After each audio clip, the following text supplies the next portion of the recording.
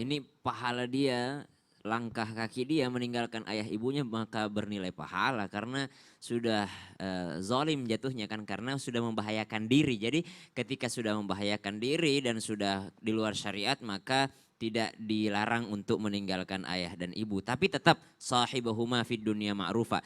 Tetap yang namanya berkomunikasi dengan cara yang ma'ruf. Walaupun mungkin dengan cara keluar dari rumah supaya apa? Meninggalkan rumah bukan karena benci mereka. Meninggalkan rumah karena yang namanya kalau masih di rumah masih akan tetap maksiat. Karena dukungan maksiat di dalam rumah sangat besar. Bukan hanya dukungan tapi paksaan untuk melakukan maksiat sangat besar di dalam rumah.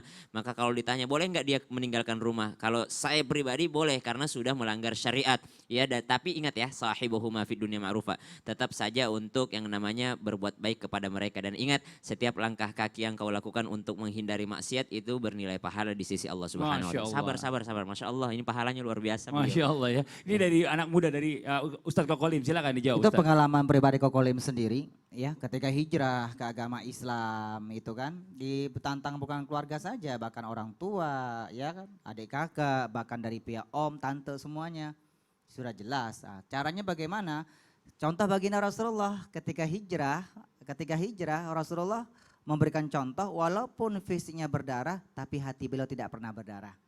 Mengapa banyak orang sekarang berhijrah fisik belum berdarah tapi hatinya sudah berdarah. Cementong. Betul, Lihat betul. Rasulullah punya putri berapa? 4. Pertama namanya siapa? Pertama namanya Ruqayyah, lalu ada Ummu Kulsum, ada Zainab, Ummu Kulsum, ya kan? Lalu ada lagi Fatimah, lalu ada Abdullah, Qasim dan Abdullah, ya kan? Yang pertama Ruqayyah menikah sama Utsman bin Affan, kan begitu ya? Lalu ada Zainab ini suaminya siapa? Zainab ini Sayyidina Zainab, suaminya namanya Abul As bin Robi kalau nggak ya, Abul Robi. Ketika Zainab hijrah ke agama Islam, suaminya ditinggalin. Karena suaminya nggak mau hijrah ke agama otomatis pisah. Baginda Rasulullah apa? Kalau dia nggak mau masuk Islam, wahai Abul As, ceraikan putriku kata baginda Rasulullah. Ini, makanya ya. ketika sudah hijrah, berbeda agama sudah nggak boleh. Betul. Ya, kita hijrah agama Islam nih, mamanya nih punya suami atau pasangan yang berbeda agama, kita otomatis akan tinggalkan mereka. Iya, ini Masya Allah luar biasa. Terima kasih banyak buat yang bertanya tadi dari hamba Allah. Sekarang kita lanjutkan lagi bicara masalah istiqomah. Ini memang berat banget. Bahkan dalam sebuah riwayat ada yang bilang ketika ayat tentang istiqomah ini turun sampai Rasulullah itu keluar ubannya. Nah sekarang bagaimana caranya kita bisa istiqomah dan menghilangkan kebingungan setelah kita memutuskan hijrah dalam kehidupan. Dan benarkah cobaan untuk hijrah di zaman milenial ini lebih sulit dibandingkan dengan ujian hijrah di zaman Rasulullah terdahulu nih, Masya Allah. Mohon izin penjelasannya Ustadz Syam, silakan. Ba'da naqul a'udzu billahi minasyaitonir rajim. Innal ladzina qalu rabbuna Allah thumma istaqamu tatanazzalu 'alaihimul malaikah ألا تخافوا ولا تحزنوا وأبشروا بالجنة التي كنتم توعدون نحن أولياؤكم في الحياة الدنيا وفي الآخرة.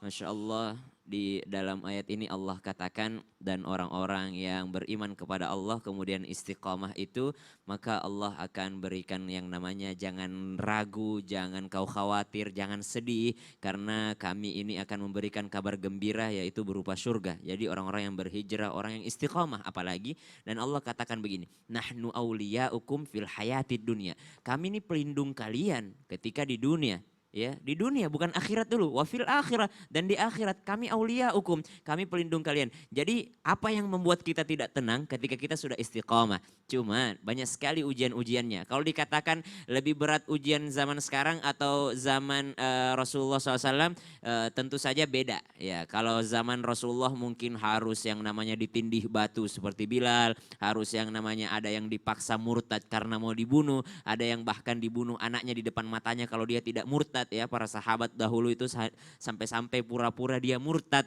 dan datang kepada Rasulullah, ya Rasulullah saya sudah murtad ya Rasulullah. Kenapa? Memang tadi saya diancam dibunuh, anak saya dibunuh apa segala macam. Jadi saya terpaksa mengatakan ya udah kalau gitu kan. Ya, dan ini dimaafkan oleh Rasulullah SAW.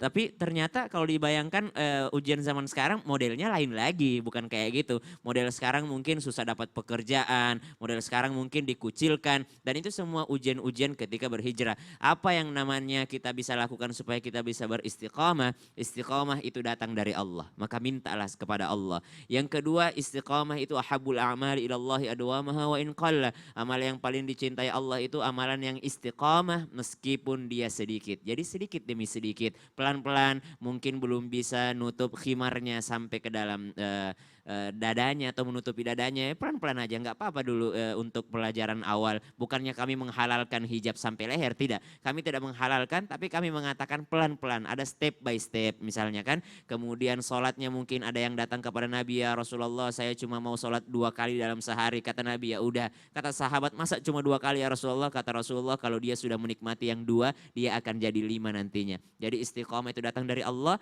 Yang kedua adalah pelan-pelan, yang ketiga adalah sabar. Semua ada sabarnya ya. Sebelum sabar, sabar ketika kalau kata guru kami, dan sabar sesudahnya. Iya, ini bicara masalah tentang segala sesuatunya hijrah ini memang nggak bisa instan langsung ya. Betul. Segala sesuatunya adalah intinya dengan proses. Nah, Bojam yang ada di rumah ini ya, jangan kemana-mana. Setelah ini kita akan ada segmen lagi ensiklopedia Islam yang akan dibawakan oleh guru kita Ustadz Syam. Dan juga nanti kita akan doa bersama nih agar kehidupan kita selalu diberikan kemudahan, rezeki yang berlimpah, dijauhkan segala bahaya dari langit dan di bumi ya. Dan juga dimatikan oleh Allah ini dalam keadaan husnul khotimah. Jadi jangan kemana-mana, tetap di Islam itu indah. Jamaah, oh jamaah, alhamdulillah.